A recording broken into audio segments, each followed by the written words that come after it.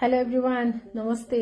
आज पनि म हजुरहरुको लागि एउटा नयाँ फिटकिरीको रेमेडी लिएर आएको छु, जसको स्किनमा चायापोतो छ, पिम्पलको दागहरू छ, तिलकोठीहरू छ, स्किन घामबाट डढेर कालो भएको छ र हजुरहरुको स्किनमा अलिकति ग्लो ल्याउन मन छ र अलिकति लाइटनिङ ल्याउन मन छ, स्किनलाई ब्राइट गर्न मन छ भने हजुरहरुले आजको यो फिटकिरीको रेमेडी गर्न सक्नुहुन्छ र आज यो रेमेडी तपाईहरुको लागि बनाएर लगाएर देखाउने छु। तपाईहरु पनि यो भिडियोलाई लास्टसम्म हेर्नु होला र मन परेको खण्डमा कमेन्ट र शेयर गर्न नबिर्सिनु होला र यसलाई कपी लिंक गरेर हजुरहरुले चाहिँ भरपूर सहयोग गर्नुहुन्छ भन्ने चाहिँ आशा लिएको छु। अब म रेमेडीहरु स्टार्ट गर्न चाहन्छु।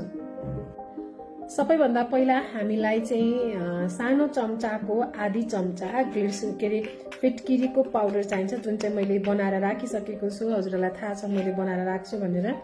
यति जति फिटकिरीको पाउडर लिने, फिटकिरीको पाउडर सानो चम्चाको आधी चम्चा। यस्तै गरेर तपाईहरुले अलिकति हल्दी, यति जति, यो भन्दा पनि अझै कम। बेसार हामीले यही फिटकिरीमा मिसायौं। बेसारपछि तपाईहरुको रह्यो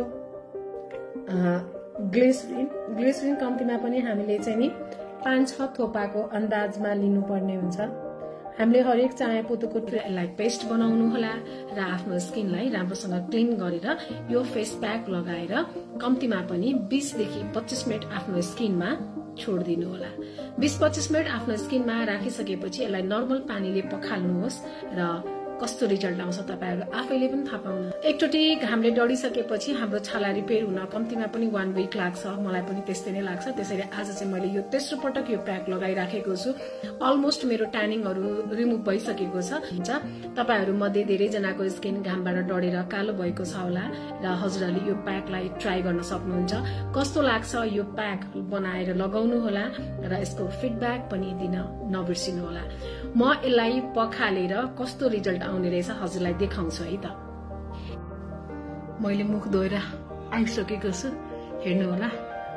मेरो स्किनमा पुरै ट्यानिङहरु रिमुभ भइसकेको छ, हजुरहरुले देख्न सक्नुहुन्छ। स्किनलाई चाहिँ यसले एकदमै राम्रोसँग सफ्ट बनाएर चाहिँ स्किनमा एकदमै राम्रो ग्लो पनि ल्याउँछ। हजुरहरु पनि ट्राई गर्नु होला। मैले लगाइसके, हेर्न सक्नुहुन्छ हजुरले है। एकदमै मज्जाको स्किन बनेको छ मेरो। 3-4 दिनमा मेरो स्किन चाहिँ राम्रोसँग रिपेयर भइसकेको छ। हजुरहरु पनि यस्तै समस्याबाट जुधिराख्नु भएको छ भने मेरो पेजलाई फलो गर्न नबिर्सिनु होला र यो भिडियोलाई पनि हजुरहरुले शेयर, कपी लिंक र लाइक गर्न नबिर्सिनु होला, जुन चाहिँ हजुरहरुले घरमा बसी गर्न सक्नुहुन्छ। हस् त, थ्यांक यू सो मच।